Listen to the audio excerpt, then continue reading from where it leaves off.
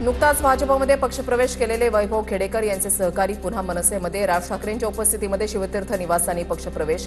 वैभव खेडेकरांसोबत गेलेले अनेक पदाधिकारी आणि कार्यकर्ते स्वगृही। दिवाळीच्या आठवड्यामध्ये पुणे मेट्रोच्या प्रवासी संख्येमध्ये मोठी घट। लक्ष्मीपूजनाच्या दिवशी फक्त 52,000 प्रवाशांचा मेट्रोनं प्रवास, तर इतर दिवसांची प्रवासी संख्या ही सरासरी 13 ते 14,000वर। नाशिकच्या गोदा घाटावर आज छठपूजा होणार। नाशिकमध्ये मोठ्या प्रमाणात बिहार, झारखंड, उत्तर प्रदेश आणि नेपाळच्या काही भागातील नागरिकांचं वास्तव्य। वर्ध्यामधल्या वडगाव खुर्द इथे सिलेंडरचा स्फोट। पालकमंत्री पंकज भोयर यांच्याकडून नुकसानीची पाहणी, जळालेल्या घराची आणि गोठ्याची पाहणी करत कुटुंबाचं सांत्वन केलं। नाशिकच्या मालेगावमध्ये अवकाळी पावसाचा कहर। अवकाळी पावसानं डाळिंब बागांना मोठा फटका। अवकाळी पावसामुळे डाळिंबाचा मोहर गळून पडला, शेतकरी चिंतेत। हिंगोलीमध्ये पैनगंगा नदी पात्रावरील बॅरेजेसचे दरवाजे न उचलल्यानं शेतकऱ्यांच्या शेतामध्ये पाणी शिरलं। विद्युत मोटारीसह कापून टाकलेल्या सोयाबीन सुद्धा पाण्यात। दोषींवर कारवाई करण्याची शेतकऱ्यांची मागणी। जळगाव जिल्ह्यामधल्या कापूस उत्पादक शेतकरी दुहेरी संकटात। कापूस खरेदी केंद्र सुरू नाही, त्यातच वेचणीवर आलेला कापूस अवकाळी पावसानं खराब झाला। जळगावमध्ये ओळखपत्राच्या अभावी 30% शेतकरी फळपीक विम्याच्या लाभापासून वंचित राहण्याची शक्यता। अॅग्रीस्टॅक शेतकरी ओळखपत्र बंधनकारक केल्यानं अडचणी निर्माण होणार। गोंदियामध्ये अवकाळी पावसामुळे शेतामध्ये कापून ठेवलेल्या पाण्यामध्ये बुडालं। कापणी न झालेलं धानाचं पीक अवकाळी पावसामुळे शेतामध्ये आडवं। 4 हेक्टरवरील धानाचं पीक पावसामुळे मातीमोल। जालना जिल्ह्याच्या विविध भागामध्ये मध्यरात्री पावसाची हजेरी। कपाशी पिकाला अवकाळी पावसाचा सर्वाधिक फटका। बदनापूर तालुक्यामधल्या कंडारी खुर्द गावासह आसपासच्या परिसरामध्ये पावसामुळे कपाशीचं नुकसान।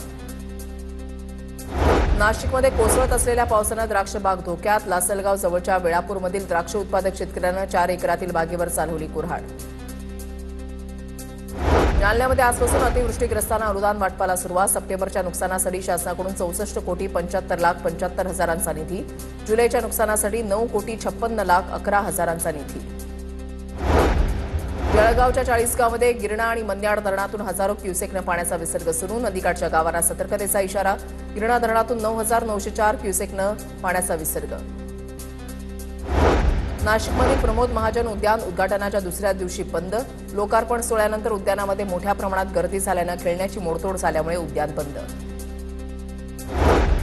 चाळीसगाव कन्नड मार्गावरील रांजणगाव फाट्याजवळ दरोडा। डॉक्टर कुटुंबाकडून 1.25 लाखांचा ऐवज लुटला। रांजणगाव फाट्याजवळ 7 ते 8 दरोडेखोरांचा हल्ला। पुणे महापालिकेची पीएमपीच्या ठेकेदाराला कारणे दाखवा नोटीस। थांब्यावर लावलेल्या जाहिरात काढून टाकण्याचे आदेश। अनधिकृत जाहिरात लावणार असतील तर तुमच्यावर कारवाई का करू नये, पालिकेची नोटीस। राज्य शासनाकडून अॅग्रीस्टॉक योजनेच्या माध्यमातून प्रत्येक सातबाराधारक शेतकऱ्यांसाठी फार्मर आयडी बंधनकारक। फार्मर आयडी नसल्यास अतिवृष्टी पूरग्रस्तांसाठी मदत निधी मिळवण्यासाठी ई-केवायसी करावी लागणार, अन्यथा मदत निधीपासून वंचित राहावं लागणार। बंगालच्या उपसागरामधील कमी दाबाच्या पट्ट्याचं आता मोन्था चक्रीवादळामध्ये रूपांतर होण्याची शक्यता। चक्रीवादळामुळे अनेक राज्यात मुसळधार पाऊस पडण्याची शक्यता। राज्य सरकारनं चक्रीवादळाला तोंड देण्यासाठी सर्व तयारी पूर्ण केली। महाराष्ट्रामध्ये एनसीसीच्या विद्यार्थी संख्येमध्ये 21,000ची वाढ। अतिरिक्त महासंचालक विवेक त्यागी यांची माहिती। राज्यामध्ये सध्या 1 लाखांपेक्षा अधिक विद्यार्थी एनसीसीचे आहेत। रत्नागिरीमधल्या गणपतीपुळे समुद्रामध्ये पेणमधील तरुण बुडाला। पाण्याचा अंदाज न आल्यानं नितीन पवार हा तरुण बुडाला। नेवरे ते उंडीपर्यंतच्या किनाऱ्यावर पोलिसांकडून शोध मोहीम। चंद्रपूरमध्ये वाघाच्या हल्ल्यामध्ये शेतकरी महिलेचा मृत्यू। शेतामध्ये जनावरांसाठी चारा कापत असताना वाघाचा हल्ला।